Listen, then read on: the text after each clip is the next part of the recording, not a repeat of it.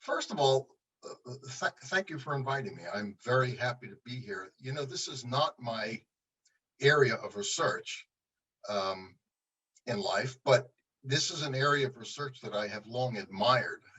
It's so important. I grew up in social psychology, and I grew up reading, Zuckerman and DePaulo and all, and it was all very interesting social psychology. To me, it was embedded in the processes of social perception and impression formation. Um, but more and more, I've come to appreciate just how impactful, dangerous, potentially perilous bad judgments in this area are. The research in this area from all over the world, but predominantly in Europe, is just outstanding over the last 20 years. It's not my primary research area, but it's a very important subject, and I want to say something about why. Um, Several years ago, I've told this story before, but I keep coming back to it every time I see a horrific false confession case. I keep coming back to why this happened. And I was at a law enforcement conference. I was sitting next to Gisli Johnson. Joe Buckley, president of John Reed and Associates, was talking about the Reed technique. And at one point, an audience member asked him if he was concerned. Gisli and I had already spoken. If he was concerned that his methods might not at times cause innocent people to confess. And his reply, I wrote it down at the time, was no, because we don't interrogate innocent people. And that stuck with me. I hadn't to that moment fully appreciated the importance of the judgment they make, the truth and deception judgment that they make for what happens next in the life of a false confession, wrongful conviction case. Since that time, in every wrongful confession, false confession case that I've looked at, I always ask myself this question. Now that I know this person is innocent, DNA exonerated, how did this innocent person become a suspect in the first place? Fascinating. There's very little research on this question. In fact, I've got a student in my lab now, and we're studying what we're starting to call implicit profiling. In most of the cases involving false confessions, there was no physical evidence. There was no eyewitness. There was no prior history. There was no reason objectively that an investigation would have turned to this suspect. But more and more when you look back, and we're trying to quantify this now, more and more when you look back at these cases, you find that the detective zoomed in on somebody precisely because of their demeanor and because of a judgment made on the basis of that demeanor. So I have come around to the notion that this is a very important research area, not just because of its interest in social psychology, but because wrong-headed judgments made at this stage are responsible for wrongful convictions and all that follows from them. And there are examples everywhere. Classic examples in San Diego. Michael Crow was accused and then interrogated and then confessed to killing his sister because he showed too little emotion. And yet in New York, in Westchester County, Jeffrey Deskovic, at 16 years old, was suspiciously over distraught when his classmate died. And so his over emotionality led him to become a suspect. In Florida, 30-year-old Thomas Franklin Sawyer, he was being questioned, not as a suspect, presumably, but his face flushed. He seemed embarrassed.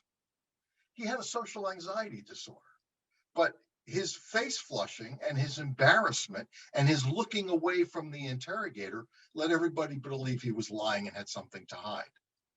I could go on and on with these stories. I've had countless of these cases that I've looked at, that others have looked at.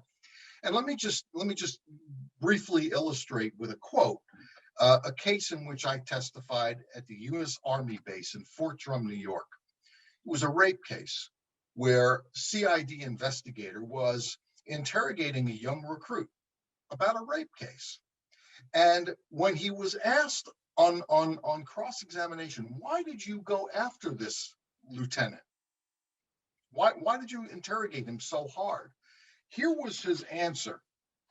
He said, about this lieutenant. He said he tried to remain calm, but you could tell he was nervous. And every time we tried to ask him a question, his eyes would roam and he would not make direct eye contact. And at times he would act pretty sporadic. He started to cry at one point. We actually called it off because his breathing was kind of impaired. There had to be something wrong. I don't even know what to say about this. There had to be something wrong. You've got a guy that you're about to accuse of rape, and he starts getting anxious, and the only way you can explain that anxiety is by presuming deception. I've seen those kinds of cases everywhere, and of course, it leads me to question: where do police get these ideas? Where does this come from? And two answers. One, they're human. And what do I mean by that? I mean, they form impressions quickly, as we all do, basic social psychology, starting with Solomon Asch, 1946, the primacy effect. We form impressions quickly, working its way through more recent research, Alexander Todorov and others, showing that we form impressions from a face in 100 milliseconds of a look. And so we're human. Starting point is they are imperfect in that way. And then you add to that, you overlay on the humanity, that they're taking these quickie courses in the Reed technique, or in kinesic interviewing, or microexpression training, or neurolinguistic programming, or whatever. And that is where the danger comes in. So now let's step back and look at where in the criminal justice system does all this start? I know Timothy Luke will appreciate some of this, because this goes to the Reed technique. The historical context for me, at least in the US, are the twin pillars of the Reed technique. A bit of history, consistent with the theory that lying provokes anxiety. The polygraph made its way into police work in around the world, and particularly in the US, centered in Chicago. And it grew into a profitable industry. This is where Fred Inbow and John Reed started and founded Reed and Associates in 1947. This is when they distinguished between the processes of interviewing, a process non-accusatorial designed to make an assessment, and interrogation, the subsequent process aimed at confession. Two problems quickly emerged. Inbow and Reed they went to law school. They then worked for the Chicago Police Department in a Chicago police lab. This is where they were. They were staunch opponents of Miranda. They were staunch proponents of law enforcement. And they developed this polygraph-based approach that distinguished interviewing and interrogation. And then John Reed, I believe, made two missteps, took two wrong turns that were devastating. First, whereas the polygraph was aimed at determining deception by measurements of physiological arousal, as you know, he then transitioned almost by sleight of hand from a mere look at the charts to incorporating overt behavioral indicators of deception. This early BAI is actually something you could trace to an article that Reed and Arthur wrote in 1953 called Behavior Symptoms of Lie Detection Subjects. Corresponding to the shift in the focus on arousal, they now started to also examine behavior. Now, there was no empirical basis for that, other than I would urge you to read that 1953 paper on behavioral symptoms of lie detector subjects. The circularity of logic as to how they determined that certain behaviors were correlated with deception is mind-numbing. But again, keeping in mind, neither had a degree in the behavioral sciences, neither had ever taken a course in methodology or statistics and whatnot. But corresponding to this shift, they did a second misstep that was devastating. The polygraph, they stopped trusting it for the physiological arousal, or at least they supplemented their trust in physiological arousal with a look at behavioral indicators. But then they did something else with the polygraph. it became a prop, and it became a prop for a post-test interview gambit, as I call it, designed to leverage a confession. These examples are everywhere. When I came out of graduate school, way back when, the first case I had ever seen involving an alleged false confession was a kid named Peter Riley in Connecticut, who spent about 20 hours denying that he killed his mother until he was administered the polygraph that he believed in and was told that he failed it. He proceeded to get confused. The reason this is such an important case to me is at the time being that I read about this case was late 1970s, we didn't know what an internalized false confession was, but boy, he certainly demonstrated that he internalized the belief that he committed this crime.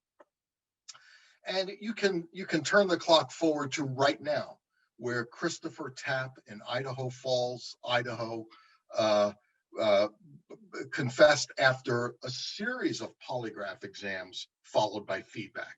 So this is where Reed and Associates started. They started with the use of the lie detector, but then they proceeded toward behavioral symptom analysis and the use of the polygraph as a prop. Now, I know they are fond of saying, well, only the misuses of the Reed technique get you to that point. But if you haven't already read it, it is really good reading, a New Yorker article by Doug Starr, 2013, in which he talks about the false confession taken from a guy named Doug Parker, who came home one day in Nebraska, Lincoln, Nebraska, and found his wife having been brutalized and killed. He was very distraught, helping in the investigation. At one point, an investigator came in from Illinois into Nebraska and assessed him and concluded from his demeanor that he was likely hiding something, and proceeded to administer the polygraph. And when he administered the polygraph, he then used the polygraph to administer negative feedback. Long story short, after God knows, I forget how many hours of interrogation, Parker confessed. He recanted, but then was tried and prosecuted and convicted anyway. The reason this is such an important story is that the interrogator was John Reed himself. John Reed demonstrated the two missteps I talk about, even though the Reed and Associates today will continue to claim that it's only the misuses of their technique that produced these results. It was John Reed himself who overstepped in the Darrell Parker case. Long story short, that was 1955. In the year 2011, 56 years later, the governor of Nebraska apologized, granted clemency, gave him $500,000. I mean, again, if you read Doug Starr's article, you'll see the details. But here was a case that was just vintage, 1955, and we see exactly the same thing today. The Chris Tapp case is ongoing. He was just this year exonerated. In any event, so that's the historical backdrop for how the study of deception detection becomes so central to those interested in wrongful convictions. They are front and center. And it's not just about confessions. My student and I are, we're looking at this implicit profiling, and I'll say a little bit more about this later, but we're going back over Innocence Project case files and police reports, and we're asking this question: why did this suspect become a suspect in the first place, now that we know he's innocent? And it doesn't, not just why was this person interrogated, but for example, why was this individual put into a lineup? And we're looking to see how often the judgment that was made, that first judgment that was made, was based on demeanor cues and an assessment made on the basis of those demeanor cues. So that's why this is such an important topic. Now, the current state of the science, again, this is just one of my pet favorite research areas. I think the progress that has been made has been outstanding. Research psychologists interested in human lie detection from all over the world, as I'm looking at the participants here, demonstrate It's not only dispelled the BAI myths, but you've come up with new ways to boost accuracy. New theoretical models were needed and put forth to replace the ancient obsession with anxiety. So we have cognitive load theory, for example, and the theories and methods underlying that. A focus on more active rather than passive ways to outsmart liars, say using strategic uses of evidence. Also, the kind of development that is so important. And of course, these literatures are amply reviewed by Aldert Vrij and Per Anders Gronhaug and Maria Hartwig and Ron Fisher and others. And so it's an outstanding literature, and I want to put it front and center in the wrongful conviction space. Here's why this is so relevant. Right now, 2 days ago is the last time I checked, the Innocence Project had on file 375 DNA exonerations. The National Registry of Exonerations, a broader sample of not just DNA cases, had 2,725 cases. So there is now an archive of those cases at the two institutions since 1989, and that's just in the US alone. Obviously, there are very many more to come. Both the Innocence Project and National Registry have autopsied their case files to determine what caused these wrongful convictions. They catalog evidence errors. They catalog eyewitness mistakes, forensic science mistakes, confessions, informants who lied. They even catalog instances of government misconduct or ineffective defense counsel. What they don't catalog is that question I'm just haunted by right now. Now that I know this person is innocent, why was he interrogated or put in a lineup in the first place? Why did this person become a suspect? And we are hoping to be able to quantify an answer to that question by going through, we have access now to the Innocence Project case files so that we can go over police reports and see what exactly they say about how this person became a suspect.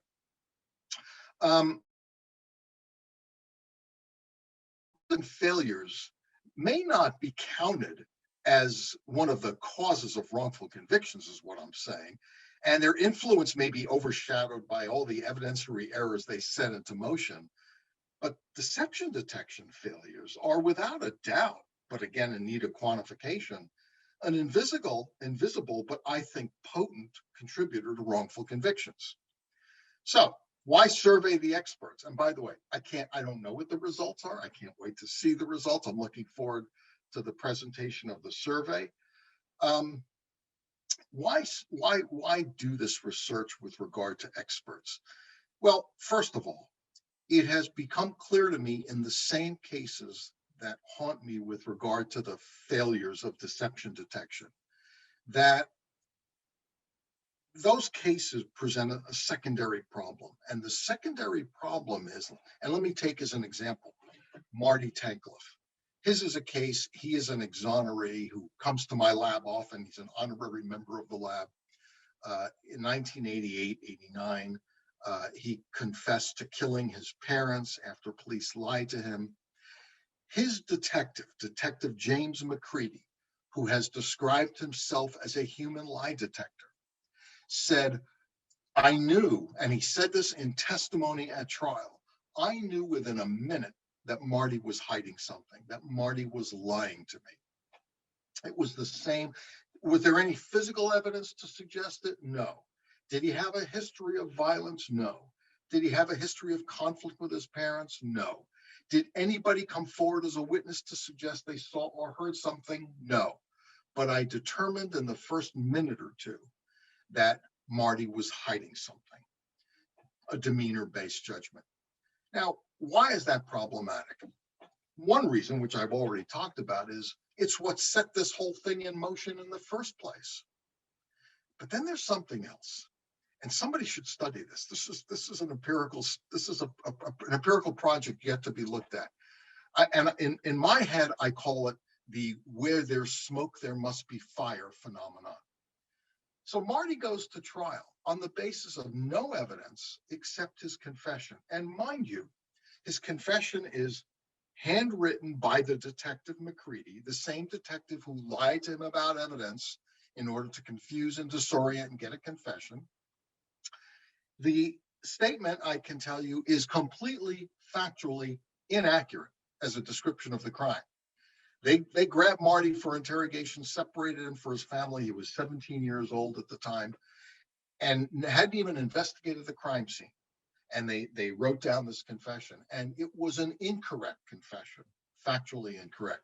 So here was a confession written by the detective, not the suspect, incorrect as a factual matter, and Marty Tankleff never signed it. He came to a point where he said, wait a second, he came to his senses, and he never signed it. And yet, on the basis of that confession alone, he was convicted. Now, I've been telling that story for years on the basis of that confession and that confession alone. It's not entirely true. When Detective McCready and his partner both testified at Marty's trial, it turns out that they also testified to his demeanor. And McCready talked about his vast experience and how he knows when people are lying, and he knows when people are telling the truth. And so what came across in McCready's testimony was a presentation of two sources of evidence, not one. One, he described Marty's confession. Two, he described Marty's demeanor and how that was diagnostic of deception and guilt. Now, I don't know as an empirical matter if it matters, but it seems to me when you go back and look at many false confession cases in which the confession was the feature evidence, there was also a corollary to that feature evidence, which was a detective who described the act of confession and described the defendant's demeanor and how diagnostic that did. He looked away, and as soon as he looked away, we could tell.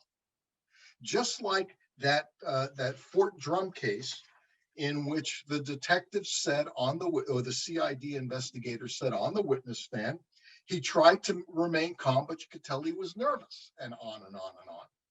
So why is it important to survey the experts? Because detectives who testify about false confessions, and I haven't gone to look at these other cases, but perhaps in cases in which they decided to put a suspect in a lineup where the primary mistaken evidence was a mistaken identification, the detective gets on the stand and often reports on the suspect's demeanor. And that demeanor serves as a form of, I'm going to call it illusory corroboration for the primary form of evidence. Now, nobody has studied this hypothesis. Nobody has tested it, but I'm trying to imagine myself. I used to spend most of my time doing research on juries, and juries don't have a whole lot of insight into the basis of their decision. They can't self-report the actual causes, but something tells me where there's smoke, there must be fire. And the smoke is not only is there a confession, but there's demeanor evidence.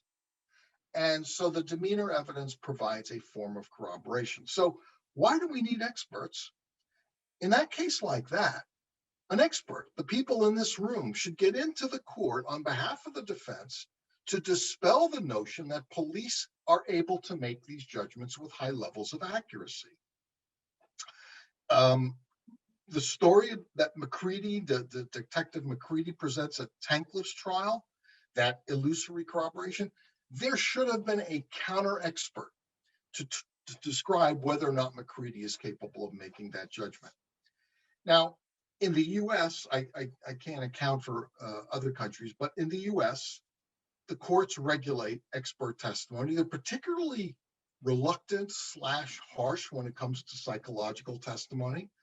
But they tend to regulate expert testimony according to an evolving set of criteria. And one of the most important of those criteria traditionally has been whether or not an expert's testimony is this expert proposing to talk about phenomena that are generally accepted within the scientific community. Even in the federal system, where more recently the courts have been empowered and encouraged to vet the science themselves, asking such questions, for example, of an expert as to whether the propositions the expert is planning to present have been tested. Are they testable? Have they been tested? Do they use valid methods? Do they yield a known error rate? Are they published in peer-reviewed journals and all of that good stuff? And there is no limited list, but those are the kinds of criteria they look at. General acceptance serves as a proxy, a very strong proxy, I think, that enables the courts in a quick look to know whether or not a proffered expert represents the consensus within the scientific community or not. So for that reason, it's important. And then finally, the confessions literature is not all ready for prime time and expert testimony any more than the entirety of the eyewitness literature, any more as the entirety of the deception detection literature. Whether or not a proposition meets the criteria for general acceptance, well, it depends on the proposition. And I think the courts would benefit greatly by knowing which propositions an expert is qualified to make with consensus, with a backdrop of consensus from the scientific community, and which they're not. In other words, rather than accept or reject a literature as a whole, a literature should be accepted and rejected on a proposition-specific basis.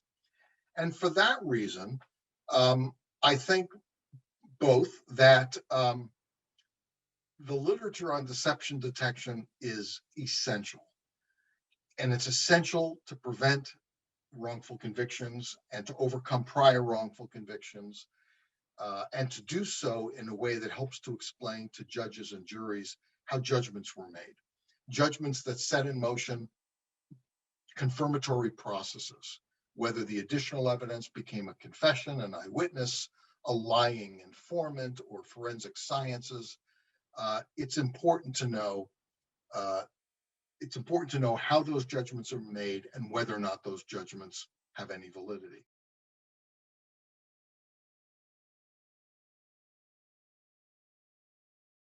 So thank you very much for having me. In today's talk, I want to talk about the verifiability approach. And this is indeed a new sort of lie detector, a new sort of lie detection test that aims to discriminate liars from truth tellers solely by the words they use. So that's quite intriguing, I would say. And in today's talk, I will be very critical. So in the last year, I did a critical examination of this approach. And I must say in advance that I did this not so much because I hated this approach, but because I like it. So let me explain that. So probably my biggest frustration as a deception researcher is that the most often used lie detection tests are also the worst. And their problems have been long identified. Some of the problems have been known for years, even decades, and still these tests are very popular and used at a large scale. And that's still the case today. So for instance, in the UK, there's now mandatory testing with the polygraph of sex offenders. The US police that relies on voice stress analysis. And there's many companies worldwide that use scientific content analysis. And many international airports, they have trained their security personnel the Ekman way, I would say, to basically eyeball passengers and single out the terrorists. So, but it's clear that what makes these approaches pseudoscientific is not because of the cues they use or the assumptions they make. What makes these tests pseudoscientific is that they don't update their theory and they don't update their accuracy claims based upon the available evidence. So, right, what we typically teach practitioners is that they should take a scientific approach. And one of the most popular scientific approaches these days is probably the cognitive load approach. So here, the basic assumption is that what differentiates lying from truth-telling has to do with cognition, right? So you could look at cognition as a complex cognitive function requiring the interplay of several executive functions. So you need to keep the lie and the truth in mind using your working memory. You need to shift from truth-telling to lying. And of course, you need to inhibit the truth because else you just say it as it is. So all of these cognitive processes, they typically make lying more mentally effortful than truth-telling. So what you could do to try and detect lies is look for signs of mental effort. And the problem is that these signs are often not very strong, not very robust. So therefore, it has been recommended not just to passively watch these cues, but to create a situation in which these cues are amplified. And there's a number of techniques that have been proposed, asking your examinee to tell the story in reverse order, maybe asking unanticipated questions, or imposing a cognitive load. And while doing so, you get an accuracy that is far from perfect, but would be better than chance. So this is what we teach our practitioners. But at the same time, there's also reason to be cautious. And I want to highlight here 5 reasons for concern, or 5 reasons to be cautious about this approach. First of all, some of these studies used inappropriate statistics. And Bernard Kleinberg and I wrote a paper 2 years ago in PLOS ONE, in which we looked at the papers from the last 10 years and looked at the statistics they used. And what we saw is that 80% of them, they misuse statistics in the sense that they use discriminant analysis, developing an algorithm and testing it in the same data set without cross-validation. And this is for many years been known to inflate accuracy rates. So maybe the real accuracy rates are a bit lower than what is often reported. Second point is that, of course, you can create a situation that is mentally taxing or cognitive loading, but it's also easily imaginable that that situation will be mentally demanding, not just for the liar, but also for the truth teller. And indeed, in our 2018 meta-analysis in JARMA, we showed that this may lead to the situation that a truth teller becomes or looks like a liar because of the mental effort to impose. And third reason of concern is that many of these studies, they rely on cues that are coded, so verbal cues, for instance, detailedness or plausibility, directness. And these verbal cues, the coding of those cues is somewhat subjective. Not so much what you typically see is that within a certain lab, you have a certain degree of reliability, but for most of these cues, there's no 2 labs in the world that code exactly in the same way. Moreover, Tim Levine, in a brilliant chapter in our 2015 book, showed that the more often these cues are investigated, the lower their effect size.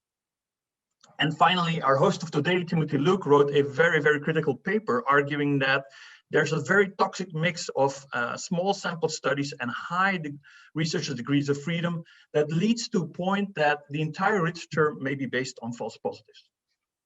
So all of that, you may not agree with each and every point, but all of these points point that we also need to be careful.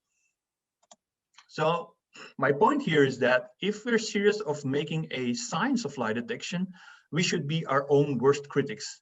So we should fiercely attack the approaches that we advocate. And in today's talk, I will focus on the verifiability approach. So again, so this approach is a novel lie detection test introduced in 2014 by Galit Nahari, and it has 2 basic assumptions. The first, and that derives from reality monitoring theory, is that truth tellers typically include more detail in their story than liars, because they can speak from memory and they can include all the sensory details, what they saw, they heard, they watched, and they seen. For liars, on the other hand, liars, they face a dilemma. On the one hand, everything they say can be used against them. And on the other hand, liars also know that not saying anything or being very vague, it looks suspicious. So one way to solve the dilemma is to provide details that cannot be verified. So to bluff or to bullshit. And that's why actually the verifiability approach proposes to not just count the number of details as would be done in CBCA, RM, and other techniques, but to distinguish between details that can potentially be checked and details that are hard to check. So let me give an example. Imagine I'm accused, this is the alibi scenario. Imagine I'm accused of a crime and I claim to not have been at the crime scene because actually I was at that time in the park having a smoke. Now, if I just say about the grass that I felt and the smoke in my mouth, that would be a statement that would be low in checkable details. But if I give that same statement saying that I was there with my friend Ewout, he was also having a smoke, so that's an identifiable person. And I actually used my smartphone to send some messages, so that could be traced. And I also had a cappuccino that I paid with my credit card. And there's actually a security camera that in the park that I can confirm I was there. Then this story becomes high in verifiable details. Now, it's important here to point out that it is not about fact checking. So it's not just that you can fact check all of these things, but it's about simply the possibility that you can check these details, and that makes the account more likely to be true. So there's actually two main predictions that can be derived from this approach. The first is truth tellers will give you more verifiable details, and the second is that liars will give more unverifiable details. And I think there's a lot to like about this approach. And the first thing, and I think that's very smart, that's very clever, is that what you actually do is you use the liar strategy against him. So the theory, and there's also data showing that liars will bluff. So that's what you use against them. Also, some of the initial studies, they showed really large effect sizes. And that's even more impressive if you realize it's based upon a single Q. So just a Q verifiable details, counting that, gave you effect sizes of 1 or 2 in terms of Cohen's d. And the third interesting feature of this approach is that informing your examinee what you're after. So saying that what you will do is look into the statement and see how many verifiable details there are, that makes this technique work better. And that's remarkable because typically for lie detection approaches, if you explain the approach to the participant, then they're better able to fake it. So all of these aspects make that this is a very interesting approach. And of course, that's why there was so much enthusiasm, because it's well cited, it features in leading reviews, and it actually is incorporated now already in guidelines for practitioners. So we critically investigated this approach. And first way we did this was by a meta-analysis. And for this meta-analysis, we started off by from a review by Glynis Bogart from Maastricht University. And in her review, she found that, yes, there are certainly studies with very large effects, but there's also studies with no or small effects. So that's already a first reason to conduct a quantitative review. And second of all, she noted that if you look into the table and all the studies, actually all the studies that were in there had at least one of the original authors as co-author. And we know there's such a thing as authorship bias. So that's also a reason of concern. We want to have as much independent evidence as possible. So for these reasons, together with Glynis and with Ewout Meijer, I conducted a meta-analysis. And we started off from the review by Glynis, but we wanted to update it and get as many studies as possible. And particularly also unpublished work and independent work. So in this way, we were able to include 18 papers, some unpublished, and 28 effect size estimates. And with regard to the first question, do truth tellers provide more verifiable details than liars? Our meta-analysis showed yes, indeed. So this was a significant effect with a moderate effect size. But what you also see is there's quite some variation in the effect sizes. So the studies on the top, they have effect sizes up to 2. So very, very large. And there's quite some studies in the lower half not finding an effect at all. So that's also in the statistics there. You see there's a large heterogeneity. And what we wanted to also do is try to explain this variability by doing a moderation analysis. The first moderator that we looked at was whether or not studies used the information protocol. So basically that's informing the examinee that what you want from their statement is having a a statement rich in verifiable details. And although the descriptives are in the right direction, it wasn't significant in our meta-analysis. The second is a scenario that people used. So the initial studies used the alibi scenario, which is the scenario I explained. Someone is accused of a crime, but claims to be at another place. And this is indeed the scenario that not only was initially used, but in our meta-analysis produced the largest effect size with a Cohen's d of 0.9. So that's quite a substantial effect size and quite promising. At the same time, we also explored some other factors, and we found that incentives, which is a factor that's often looked at in other fields of deception detection, reduced the effect size. So studies that used incentives, they produced a lower effect size than studies that didn't use an incentive. So this indicates that this is a bit worrisome from an ecological validity perspective. If you go out to the field where incentives are much higher, then maybe the effect size is also a bit lower. But it's important to say that this is purely between study comparison. So there, as far as I know, not a single study directly manipulating incentives. Then with regard to the second question, do liars provide more unverifiable details than truth tellers? For this prediction, we didn't find any evidence. So the Cohen's d here is negative because liars indeed tend to tell more unverifiable details, but it wasn't significant. So therefore, we also conducted a Bayesian meta-analysis to try to discern evidence for absence or absence of evidence. But here also the Bayes factor was close to 1. So basically this means there's just not enough good evidence to make a decision on this claim. And for this, we really need better and more powered studies. Interestingly enough, our meta-analytic findings, they nicely converge with a meta-analysis conducted by the original authors. So both in terms of the prediction of the verifiable details as well as the unverifiable details, the results nicely converge. Also important is that both meta-analysis concluded there is a need for independent publications, because again, most studies in the meta-analysis were conducted by the original authors. And I can highly recommend this brilliant paper by Dan Simons, 2014, which is called On the Value of Direct Replications. And Dan makes a very strong case, I think, arguing that direct replication by other labs is the best and possibly even the only believable evidence for the reliability of effect. So if an effect is real, then any competent researcher should be able to obtain it when using the same procedures with adequate statistical power. Now, we could argue and debate whether I'm that competent researcher or not, but anyway, we took up the challenge and conducted indeed a pre-registered direct replication. So we chose the Nahari 2014 study for several reasons. First, it's one of the initial studies. It's also a well-cited study, and it's also a study that gave the VA the best chance, in that sense that it uses the alibi scenario and it has the information protocol. So that's the situation under which we expect to have the best effect. And the claim that we were after to replicate was that when forewarned that their statements would be checked for verifiable details, then statements of truth tellers should contain more verifiable details than those of liars. And the original study found a very large effect.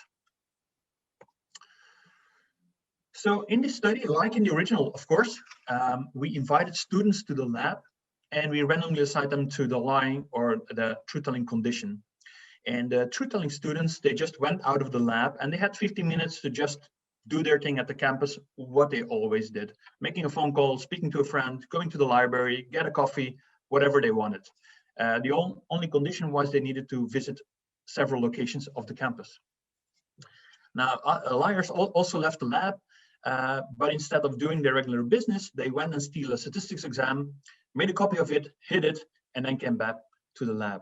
And all of these subjects, they did the same thing when coming back to the lab. They gave a handwritten statement claiming that all they did in the last 15 minutes was to carry out their normal activities at campus. And these statements we coded for details, the number of details, and then we split up whether it was verifiable or non-verifiable details. We would argue this is a direct replication, not identical, of course, because it was not run in Israel and we tested our subjects in Dutch, but it was certainly a direct replication. And there's except maybe one feature that's a bit of a difference between the original and ours. Our campus was much smaller. So that's also a reason why the crime activity took less time. And that's a bit of a difference. And maybe we come back to that. So that maybe could explain where there are less details in the story than in the original. Now to the results. So the first finding, the good finding is, yes, truth tellers indeed provided significantly more verifiable details than liars. So that's, I think, good news. So that's great. The second and bad news is that very much like in the meta-analysis, there was no evidence that liars would provide more unverifiable details. So that prediction wasn't confirmed. But there's also a bit of the ugly. So if we look back at the effect that does replicate, the verifiable detail effect, it was significant, but you shouldn't probably look only at significance. If you look at the effect size was about half that, or less than half that of the original study. But there's also other indicators that the effect was maybe not as stable as hoped for. For instance, Bayesian analysis showed that the Bayes factor was 3, which provides some support for the hypothesis, but it's not really compelling. And there were also other indications that analyzing it differently, that's not very, very strong effect. And probably what I think afterwards is one of the most interesting finds in this study is that if you don't differentiate between verifiable and unverifiable details, but just look at total details, the effect was even stronger. So that makes you wonder what the added value is of distinguishing between verifiable and unverifiable details. So in sum, I think what's interesting about these two approaches of critically examining the verifiability approach is that actually they nicely converge. So the meta-analysis and the replication, I think they allow for 4 conclusions. The first is with regard to the replication crisis and with regard to Luke's paper 2019 in Perspectives, arguing that perhaps this entire field drives on false positives. At least it seems that there's a real effect because both the meta-analysis and the replication showed a significant effect in the alibi scenario. The second is with regard to theory. I think that the VA theory needs updating because clearly one of the main predictions is that liars will bluff. That's the way they solve the dilemma. They will come up with vague details, with uncheckable details, but we found no evidence for that, neither in the meta-analysis nor in the replication. If anything, the replication showed that truth tellers provide more verifiable, but also more unverifiable details. So that leads to the coding. You could wonder whether there's really added value for splitting between verifiable and unverifiable details. And if that's not necessary, we can just use details the way it has been done in the RM, CBCA, and other approaches. And finally, there's the question of applied lie detection. So can we now use this? Here, probably the glass is half full or half empty, depending on your look at it. So we found a significant effect, but the effect size was about 0.5, which indicates that no, you can't use this approach as a standalone lie detection test because that's just not good enough. So we need to think of ways to boost the effect and probably with combining it with other cues could be one way, hopefully, to better discriminate between lying and truth telling. So that's my critical approach of the verifiability approach.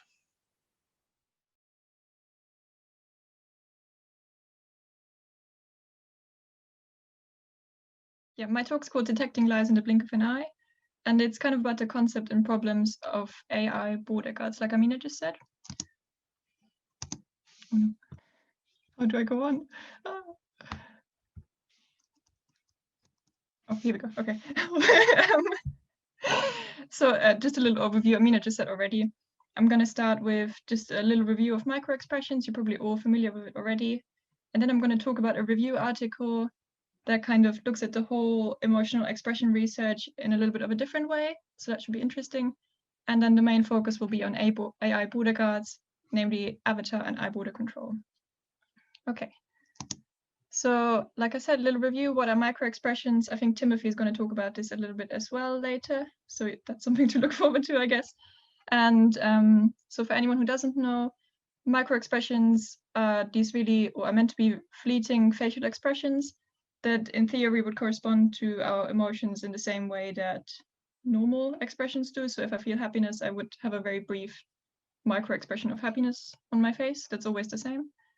And this theory was kind of introduced by Paul Ekman, who drew this idea from Darwin's theory of leakage of emotions, meaning that there will always be, your face is kind of an outlet of your emotions, even if you're trying to hide the emotion. So micro expression theory, in short, is kind of the idea that micro expressions will show your true emotional state in the blink of an eye, basically. So for this to work in terms of deception detection, there are like several assumptions. These are just simplified. And of course, the first assumption has to be that lying will always produce the same emotions in everyone. So this is, for example, shame or guilt. So everyone will have to feel these emotions in order for this concept to work. And of course, then these same emotions will have to lead to the same micro expressions. And thirdly, they have to be uncontrollable. Otherwise, there's no need to consider this in deception detection. And of course, they also have to occur often enough to be detectable. This is originally by humans, but now I'm also going to talk about AI later. So if this would all apply in this world, then there would be no need for any interview or court case, kind of what Saul was saying earlier, because you could just, in theory, look at people's facial expressions and then know all about their truth or lie telling. So I'm not going to go down the rabbit hole of whether these training tools work or not, what Timothy said earlier, but Egmont has indeed developed a training tool that is, to my knowledge, still used by police to train police officers to look for these micro-expression cues. And at least there was one study that found that in their participants, it didn't enhance deception detection. So this is definitely one critique of this approach. There's several other ways in which you could critique this, and I'm sure you've all thought about this. But there's also now a review that Amina and I have looked at that looks at the whole research about emotion production and emotion recognition in a different light, kind of to take a step back, which is this paper by Lisa Barrett and her colleagues. And they identified kind of 3 key issues with the existing research of emotion production and perception, which are, the first one is that there's not enough data, it's limited.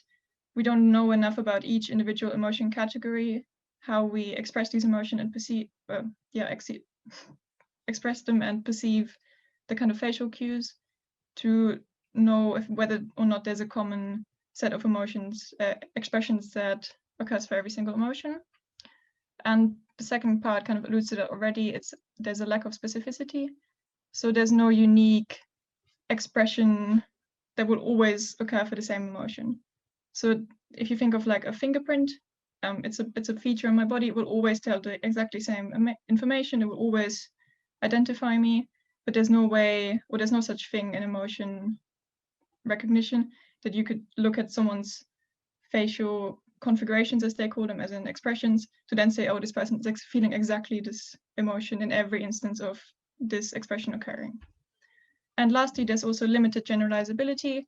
So we don't know enough about the context in which we produce and also perceive emotions, meaning how we feel that day, who's present, where we are, and things like that.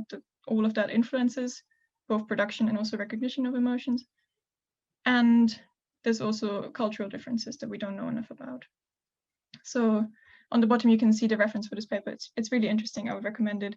I found it quite long, but then that's probably easier for you to read. So definitely a recommendation. And in the review, they also looked at the kind of common way in which we study emotion expression, production, and recognition, which is always kind of normally happens in a similar way. So here is an example of Egmont's research, but this is also done by other researchers. So normally there would be a person observing the expression. So this could be the researcher, but also a different participant. And then there's someone sending or producing the emotional expression. And when we look at this sender, in most studies, this is going to be some kind of actor or actress, of course, who can produce genuine displays of their emotions, but without necessarily feeling their emotions. So they might be great at producing an angry expression, but they might not be angry. And of course, recently, there's also been increased use of just computer-generated faces in these research areas where there's just a computer-generated face, but of course, there's absolutely no emotion in this computer.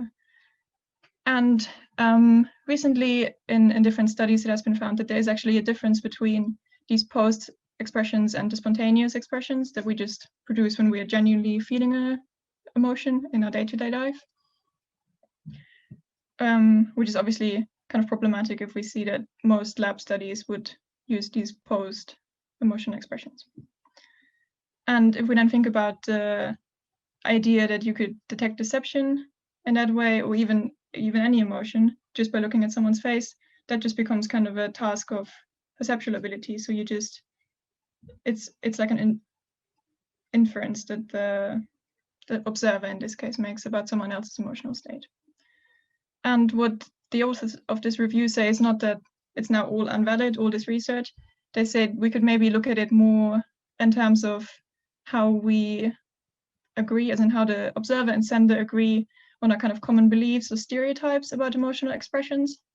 So if they agree that, yes, this is indeed, for example, an angry expression, this is what I perceive an angry expression to look like, and the sender corresponds to that and says, yes, this is what I do when I feel angry. So that's kind of a different way to look at this. And I'm happy to answer any questions about this if I didn't explain it well enough, but I might do that later on.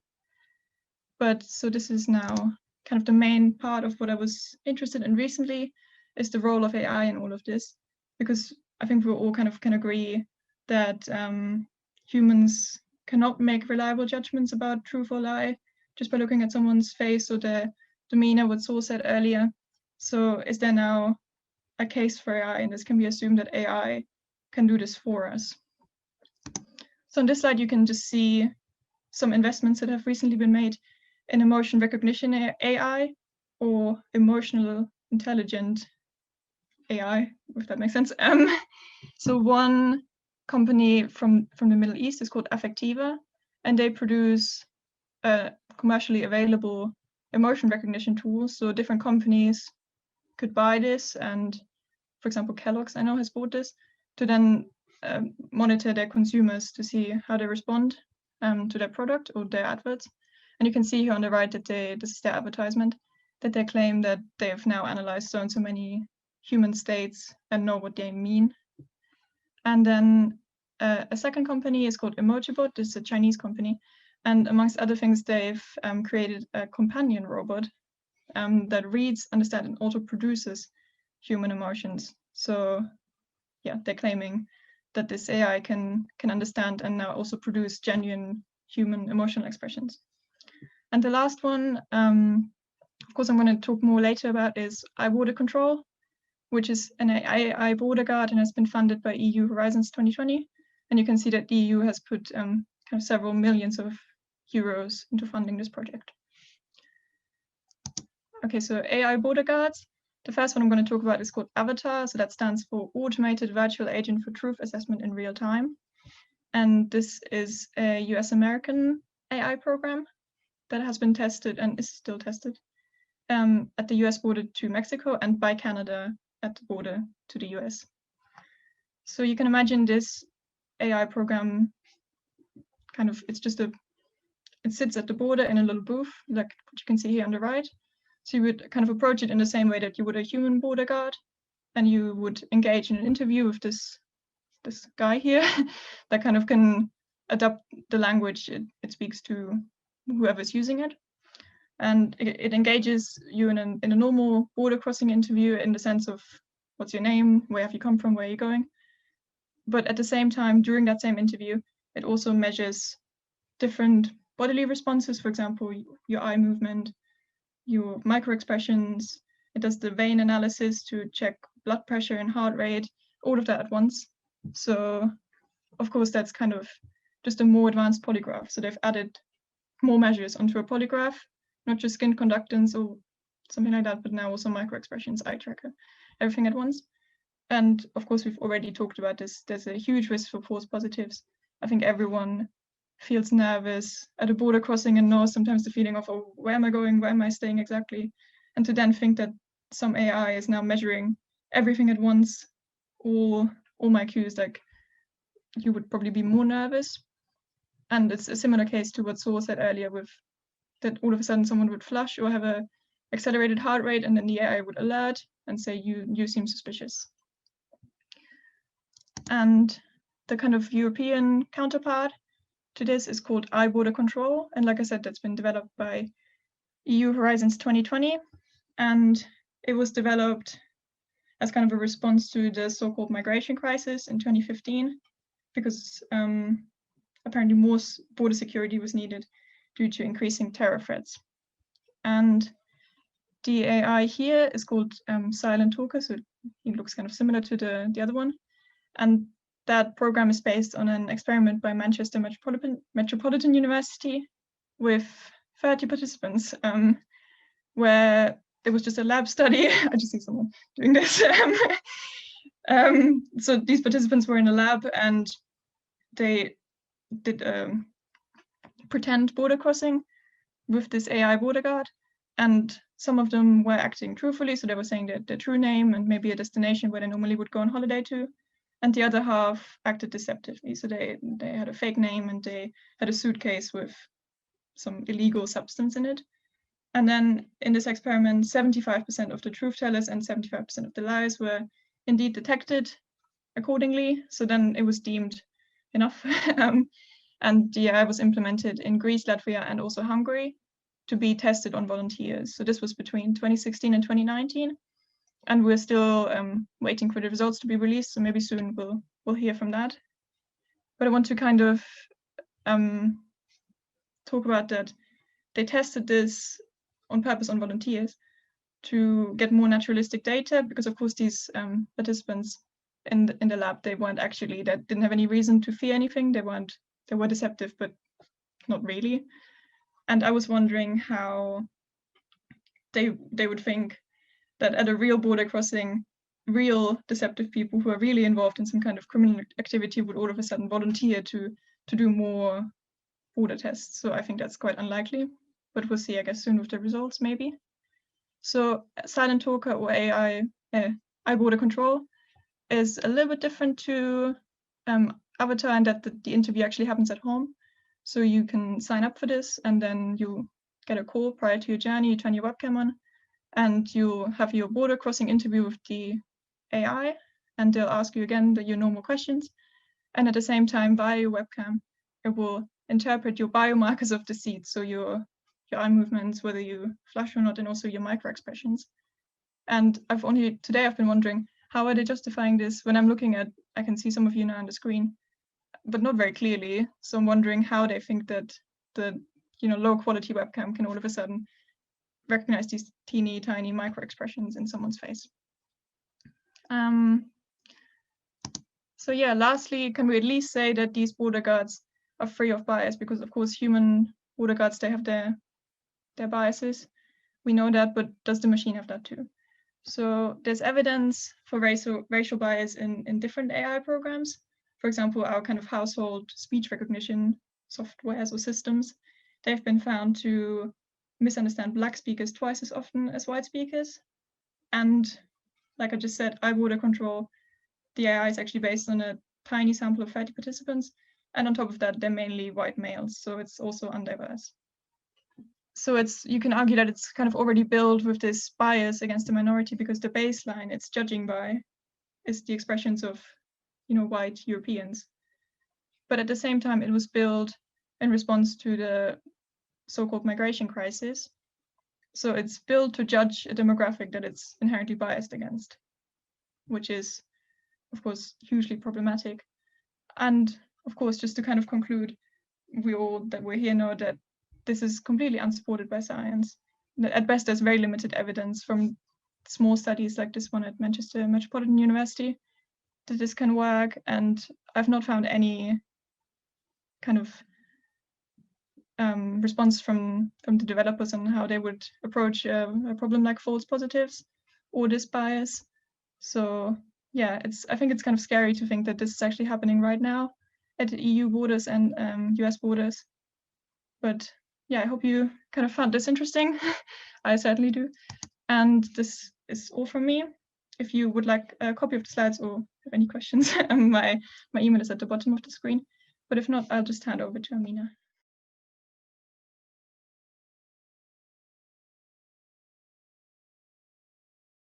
I'm going to be presenting the results of our survey of deception experts. I expect that many people in the audience today will have been participants of this this survey.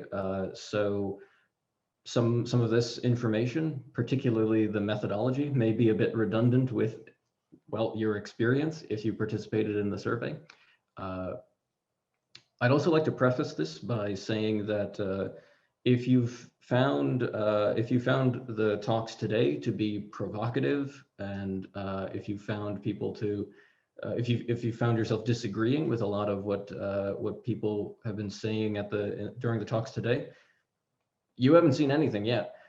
you're probably going to find what I have to say here quite provocative.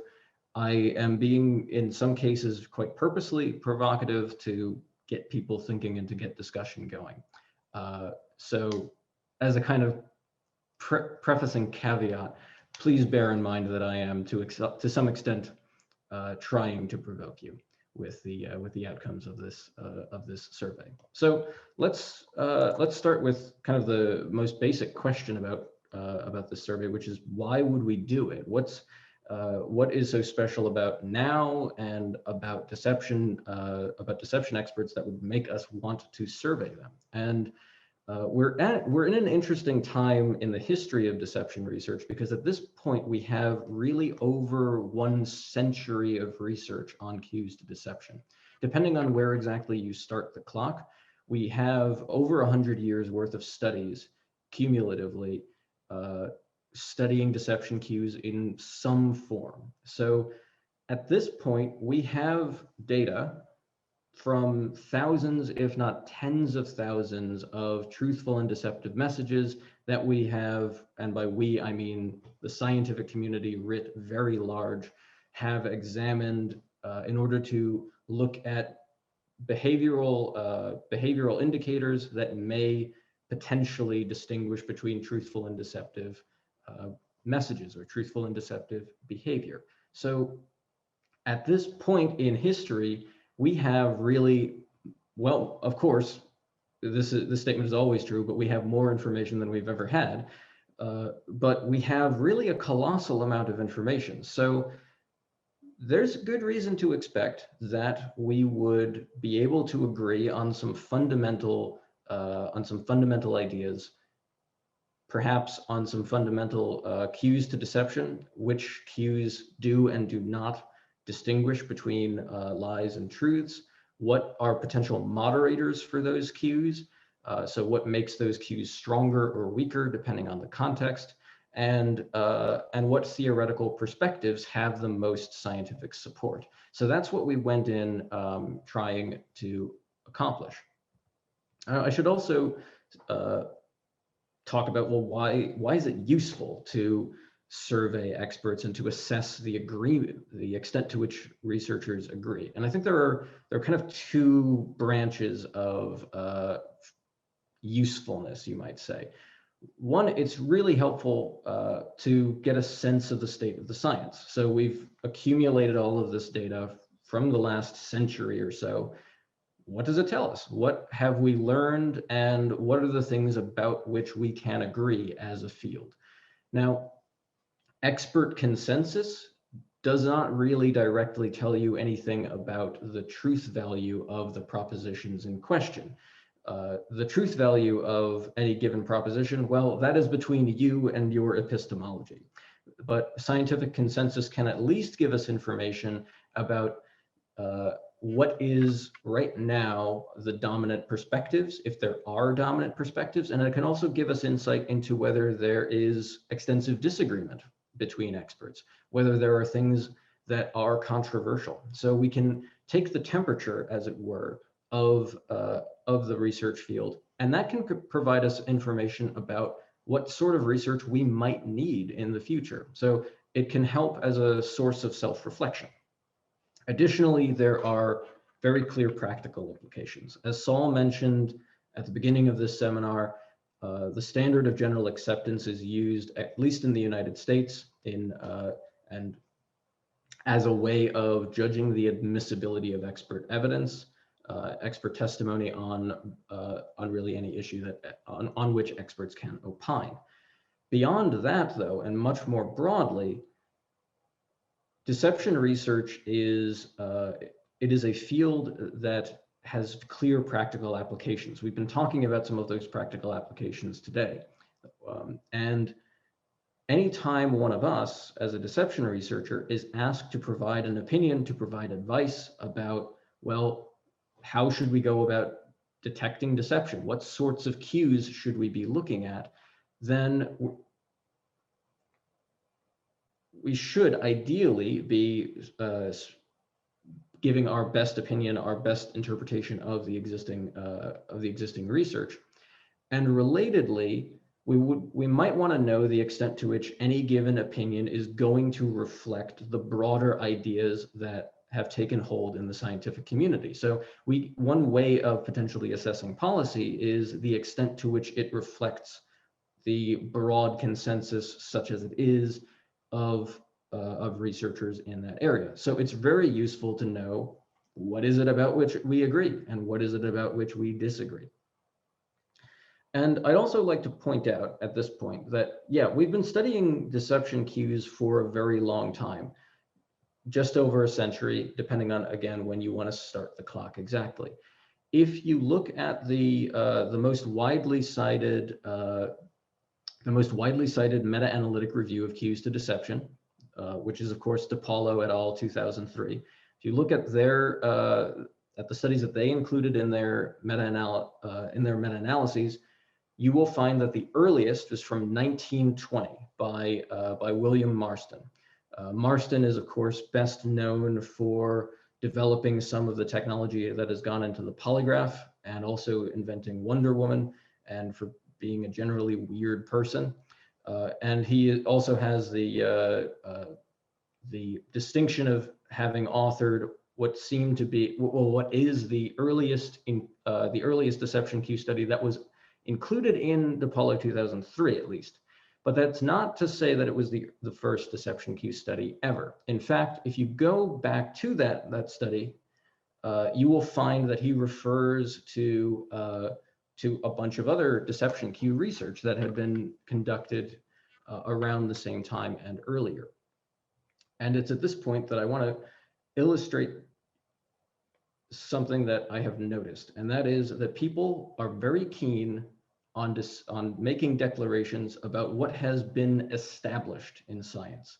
And people have been very keen to make claims about consensus and what is established for a very long time. We can, in fact, look at the abstract for Marston's 1920 paper and see this sentence in which he says, "So great a unanimity of quantitative results has generally been found that psychologists seem to have accepted as established the thesis that deceptive emotions tend to increase both association reaction times and mean variations." Accepted as established. This is 1920, so just over 100 years ago. Marston is making a claim that deception researchers have figured out at least something. He also earlier in the abstract refers to Hugo Münsterberg, who a few years prior to this made declarations on the witness stand that now is the time for psychologists to help inform the legal system. We now know enough that we can provide information to the legal system so that they can get their act together finally, those silly lawyers. And that was 1908. So people have been very keen to declare that science is ready to inform practice and that there are findings that are well established for quite a long time. And I want you to remember that as we're going through the results of this survey. Another thing I just want to point out as an aside is that Marston says this and then goes on to report a study with 10 participants. And isn't that just the cutest thing? So let's talk about the survey that we conducted. Many of you were participants in this survey. So as I said before, some of this will be quite familiar. So let's describe first who was involved. We decided on two main criteria for inclusion in the survey. So the first criterion was that eligible participants needed to have a doctoral degree of some kind, usually a PhD, in an empirical social science field, or usually psychology or an associated field. So that was criterion number one. And criterion number two is that they needed to have published a study researching deception cues within the last 15 years, or 15 years prior to the time at which we conducted a search of the literature. So we searched through peer-reviewed literature to find publications, to find eligible participants, and we also used our personal networks to reach out to folks that we were fairly confident would meet these criteria. We sent out a total of 122 emails inviting people to participate. Of those folks, 47 agreed to participate and provided valid responses. This is close to a 40% response rate, which is pretty good for an online survey like this. It's a little bit lower than some other expert surveys, but it's still, in my opinion at least, a reasonable response rate.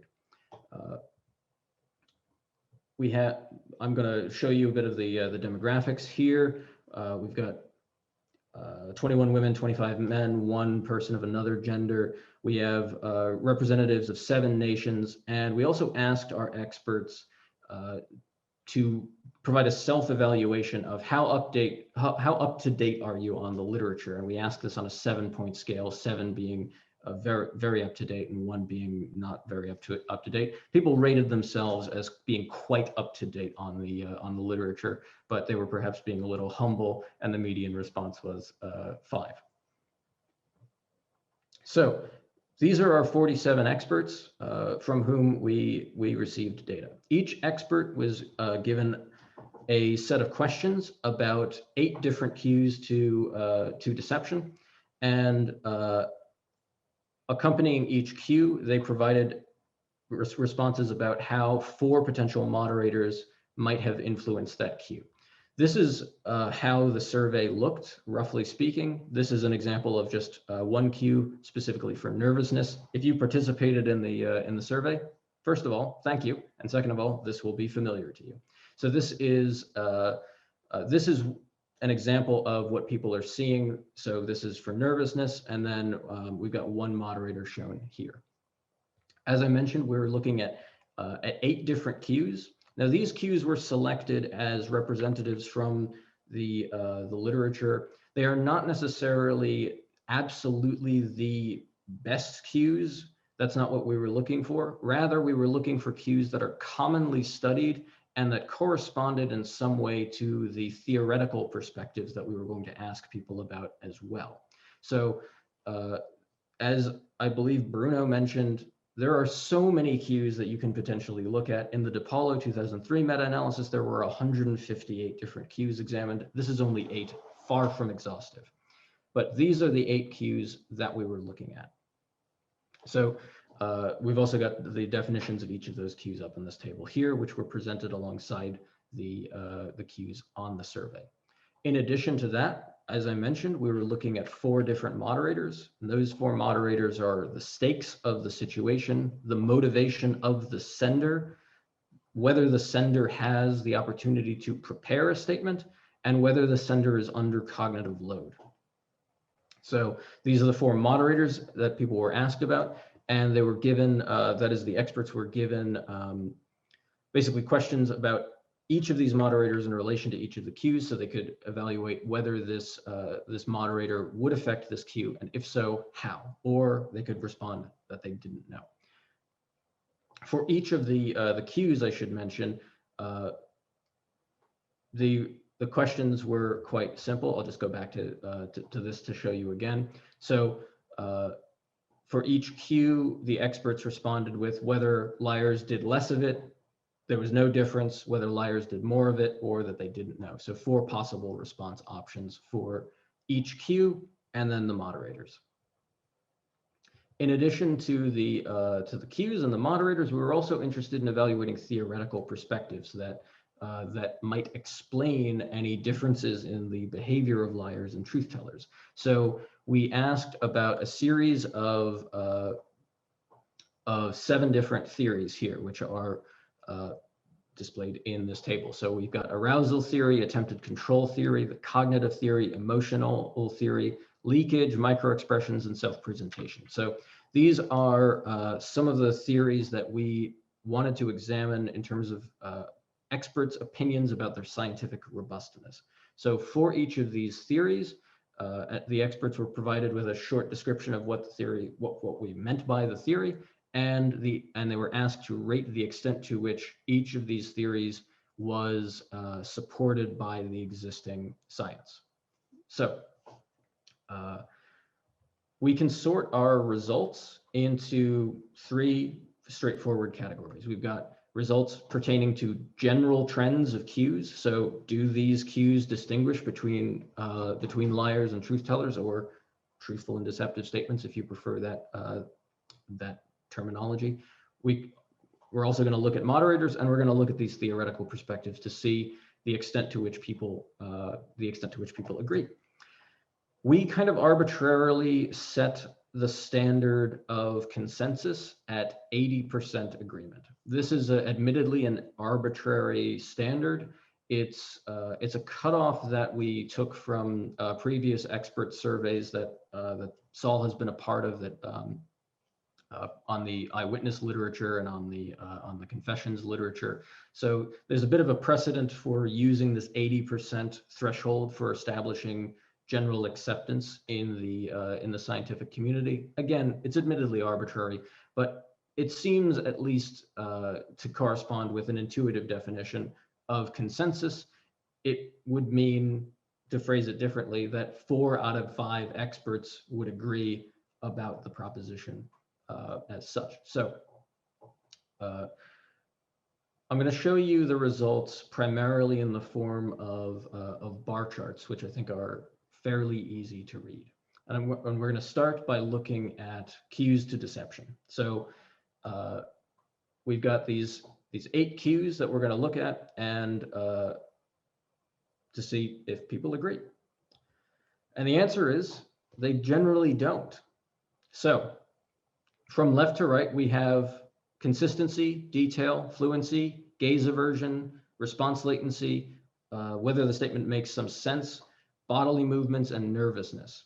We can see that there is one and only one cue about which experts agreed at our established level of 80%, and that is the cue of gaze aversion.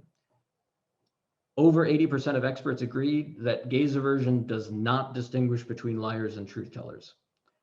No other cue reached the threshold of 80%. 2 of them came kind of close with percentages about 70%, where for details, close to 70%, just over 70%, I should say, of experts indicated that liars give less detailed statements. And for nervousness, just under 70% of experts indicated that that there was no difference between liars and truth tellers in terms of nervousness. We also see a simple majority for making sense, in such that just over 50% of experts said that liars make less sense than truth tellers. Nothing else really demonstrated a clear majority of any kind. Some were quite split indeed. So if you look at consistency, for example, those experts who didn't say that they didn't know, anyone who provided an opinion, they were basically even split on each of the possibilities for whether liars are more consistent, less consistent, or that there's no difference. So there is, generally speaking, not much agreement about general patterns in cues to deception. The one thing about which we're comfortable saying that there seems to be consensus on is that gaze aversion is not a valid cue to deception. If we push forward and look at moderators, in order to simplify the analysis of the moderators, we recoded our data, because the experts provided fairly nuanced responses about the direction of the effect the moderator would have on deceptive statements and on truthful statements. So we combined their responses such that each person's response to the moderator items was classified as liars becoming less, there being no difference, truth tellers becoming less, or that they simply did not know. So so essentially we recoded their moderator responses to reflect the direction of the diagnosticity in that cue. So as this moderator comes into effect, does the diagnostic value of the Q change such that one of these statements becomes true, that liars become less, truth tellers become less, or that there's no difference? So I'm going to show you a set of bar charts that will look intimidating at first, but I promise it's way simpler than it looks at first glance.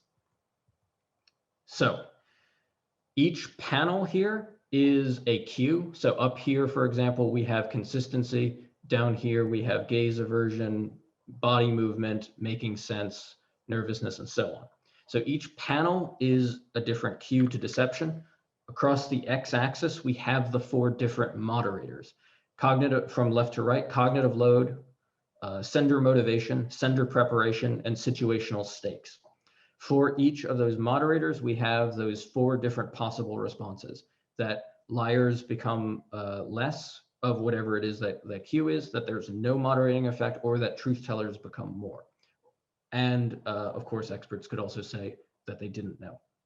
The results here are fairly easy to summarize. We don't agree. And by we, I mean the experts in this survey. So there were some cases where there were simple majorities. In fact, 72 out of the 32 cases that we're examining here, or 17, I think I misspoke. 17 of the 32 cases that we've examined here, we had some modal response that was over 50%, but nothing like really getting close to the 80% cutoff that we set for ourselves.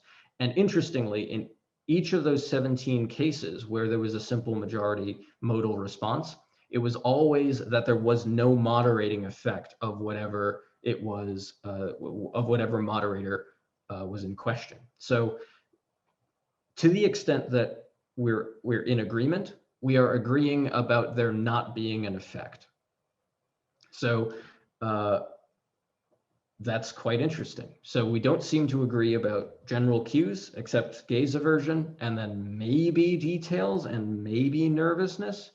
And then for moderators, we don't really agree very much at all. And to the extent that we do agree, it tends to be that there is not an effect. We can now move on to theoretical perspectives. So we asked people to rate the extent to which the scientific research supported each of these 7 theoretical perspectives.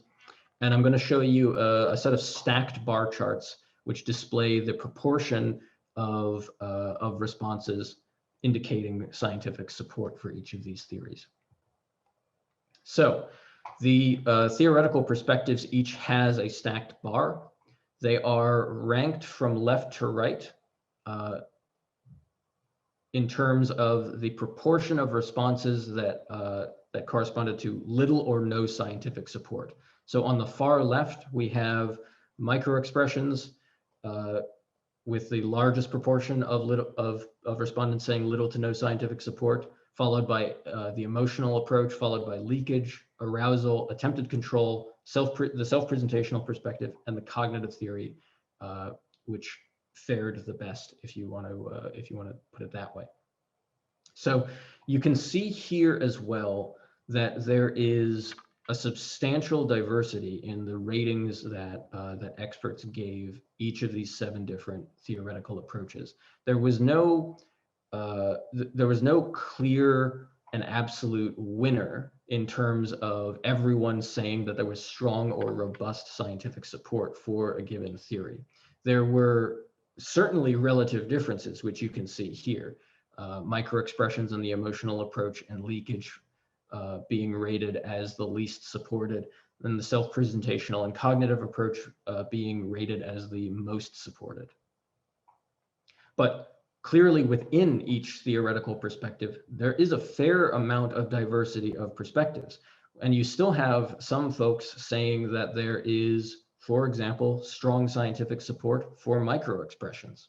And you've got some folks saying that there's little to no scientific support for the cognitive theory. There's no like absolute scientific consensus here. And no, for none of these theoretical perspectives, we had a threshold, like there was no modal response that was over 80%. Not that we would really apply that benchmark here, but Yep, there does seem indeed to be a wide variety of perceived scientific support for these 7 different theoretical perspectives. So in short, I think I'll just skip over this. In short, there's not much consensus at all. If there's one thing that we seem to agree about, it's that gaze aversion is not a valid cue to deception. Hooray, I guess. On every other point, there seems to be at least a sizable minority of disagreement. So that really impels the question, why the lack of consensus? We've had 100 years or more of research on cues to deception, and yet we can't seem to agree, at least as this, at least judging by the responses to this survey. So one possibility is that it is the survey's fault. Perhaps the lack of consensus is the result of the way that we ask the questions. We only asked about 8 cues. We only asked about 7 theoretical perspectives. We only asked about 4 moderators. Maybe we just didn't ask about the right stuff. Maybe if we phrased the questions differently, that would have gotten consensus out of people. I'm a little skeptical that this is the case because I don't think we selected particularly strange cues to deception, although admittedly our list was far from exhaustive. I think we had a pretty decent spread of cues that represented prominent things that we've looked at as a field through the lens of a variety of different theoretical perspectives. I think the theoretical perspectives that were represented were pretty, certainly not completely exhaustive, but they ran the gamut of different theoretical perspectives. And we also did give people the opportunity to write in additional cues that they thought might distinguish between liars and truth tellers. And there was never a cue that people wrote in that was reported 3 times or more. So any cue that was reported it was only included in that open-ended response like 1 or 2 times. So it doesn't seem like there was one cue on everyone's mind that we just missed somehow and that everyone was telling us, oh, what you missed X, Y, or Z cue. They didn't seem to take that opportunity to correct something that was mistaken. Now, it's possible that people just got lazy with the open-ended responses. But I'm a bit skeptical that these results are a survey artifact. In fact, I suspect that if we asked more nuanced questions, if we gave people more opportunity to give us a more complete sense of their understanding of the literature, my suspicion is that we would see even less consensus, even less agreement.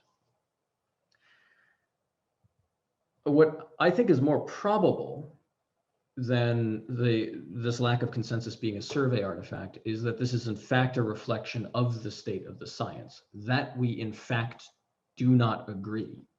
That as I believe Bruno said toward the end of his talk, everyone's got their own cues. We all study our own idiosyncratic stuff. We all have our own theoretical perspective, our own take on the literature. And to some extent, that is completely fine. We're all interested in different things and we're all allowed to study different things, but that is going to lead to a situation, potentially, where we're all reading the literature really quite differently, reading different corners of it, potentially selectively. And I'm not saying that we're doing that on purpose, but as a natural consequence of our differing perspectives. So let's consider how the deception cue theories fared. For example, most experts said that microexpressions had little or no support. In fact, 3/4 of them said that microexpression theory was unsupported. So that was our worst faring theory. But even there, as I pointed out earlier, we had a little bit of a, like we had a minority, we still had a quarter of people saying either that they didn't know or that there was indeed some scientific support, possibly even strong scientific support for it. And microexpression theory research continues to this day. There are still papers that are published through the perspective of microexpression theory. I reviewed one the other day. So this theory might be roundly criticized by a majority of deception researchers, but that is not to say that it is dead. There isn't really, so it seems, any theory of deception that has been sufficiently falsified such that it has been actually abandoned. And then if we look on the other end of the spectrum, we see that the cognitive theory of deception cues, 55%, so a majority of our experts said that there was either strong or robust support for this theory, which is a point to its favor, but that still leaves 45% that said that there was only moderate support or less, or that they didn't know. Now, I think reasonable people can look at these figures and disagree, and they probably will disagree, with the extent to which this means that there's good support for the cognitive theory, or that people think that there is good support for the cognitive theory. But what I want to really emphasize here is that everyone seems to have really their own kind of take, not only on cues, but on the theoretical perspectives that seem to have the best support in the literature. So again, I suspect that the lack of consensus is the result of the state of the science rather than something weird about the way that we surveyed people. I'm not saying that our survey instrument was perfect, far from it. In fact, like many of you might have wanted to ask the questions differently. And looking back on the survey itself, I think I might have wanted to ask some of the questions differently. There are so many different ways of potentially getting at these ideas. I'm not saying that our way was the best. I'm just saying that I don't think the particular way that we ask the questions is the principal cause of the apparent lack of consensus that we are observing here. Rather, I think it is because we are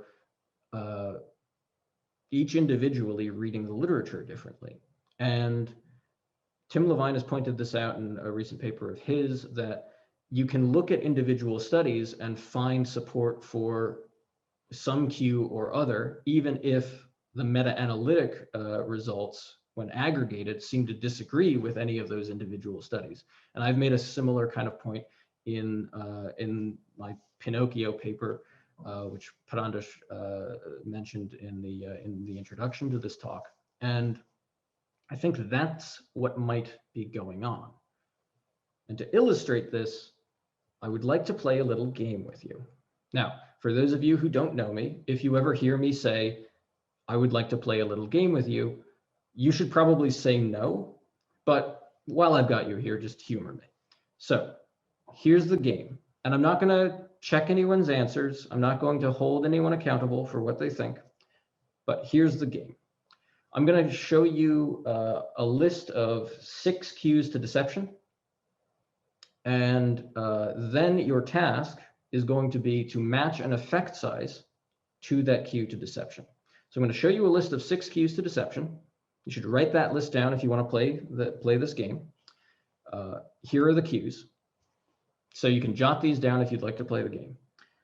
On the next slide, I'm going to show you some effect sizes. Now, those effect sizes are taken from the DiPaolo 2003 meta-analysis. And I'm going to show you those effect sizes in a visual form. Specifically, I'm going to show you effect sizes as 2 superimposed normal curves. So all of the effect sizes in DiPaolo 2003 were in standardized mean differences, Cohen's d, and those are of course in standard deviation units. So I'm going to show you 2 normal curves for each of these, for each cue, and they're going to be separated by some amount that represents the effect size. One curve is going to be black and one curve is going to be blue.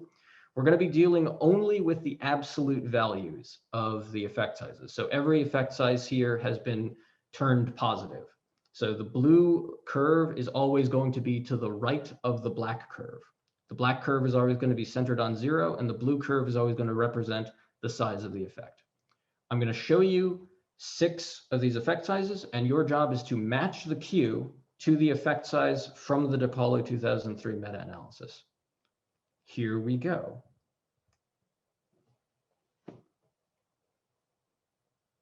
Which Qs go with which effect sizes? I'll give you a minute or so to jot down your answers. You can see that they're numbered 1 through 6.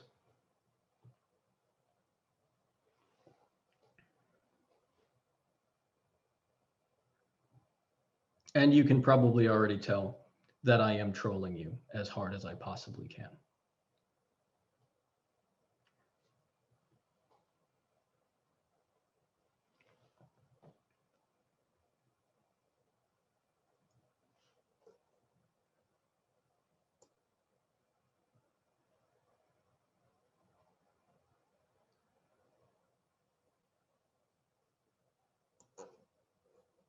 I'll give people another few seconds to wrap up.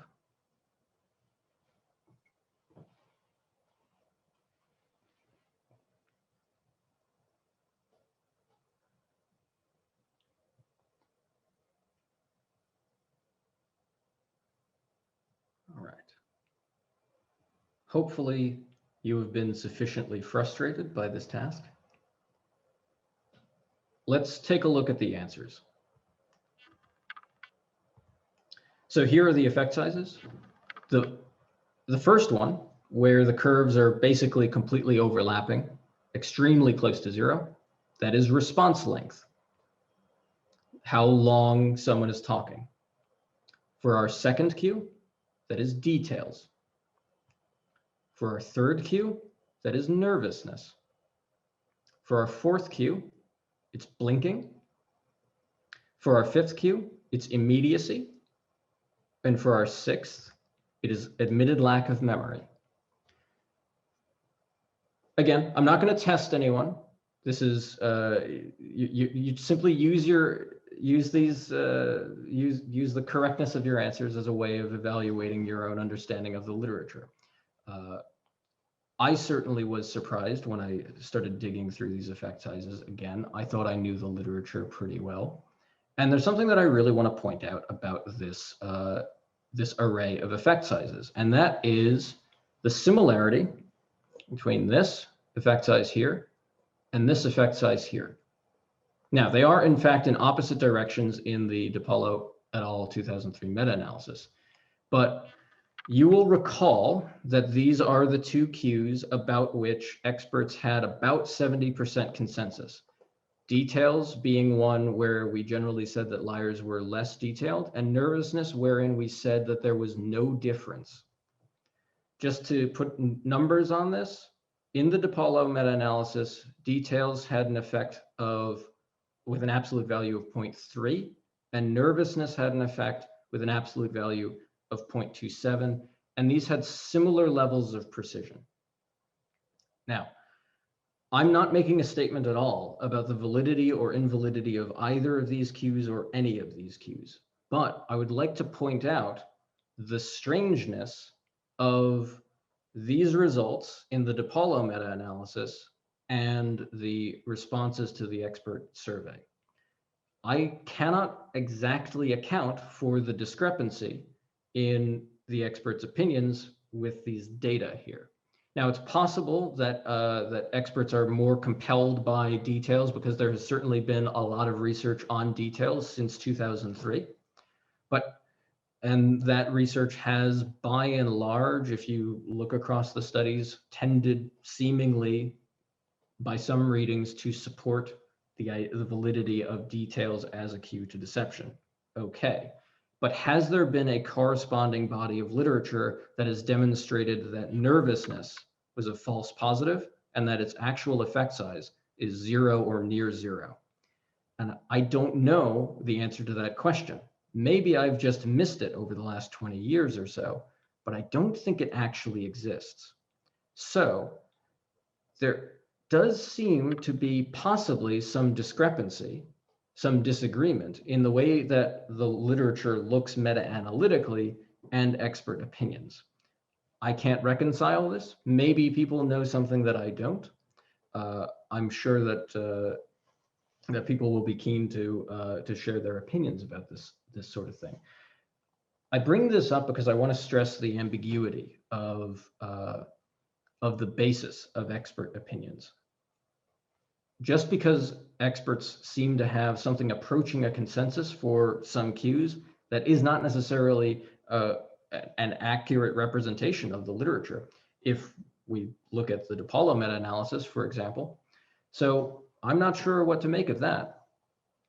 And again, we have a general lack of consensus on a lot of key issues in the deception literature. And this has potential theoretical implications. It means that we have an awful lot of work to do.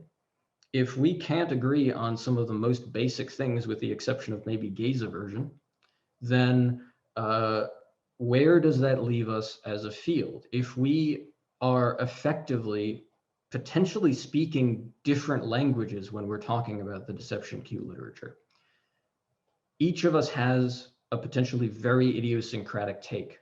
Now, from a purely scientific perspective, maybe that is fine. There are loads of situations in the history of science where people have disagreed and disagreed vehemently, and that's part of the process of learning and criticism and discovery. So there's nothing inherently wrong with people having idiosyncratic takes on the literature, different readings, different understandings of what is likely the case. That's just how science unfolds sometimes. But the deception cue research is not just a purely academic exercise. We are informing practice and policy very often with our work, or we're trying to.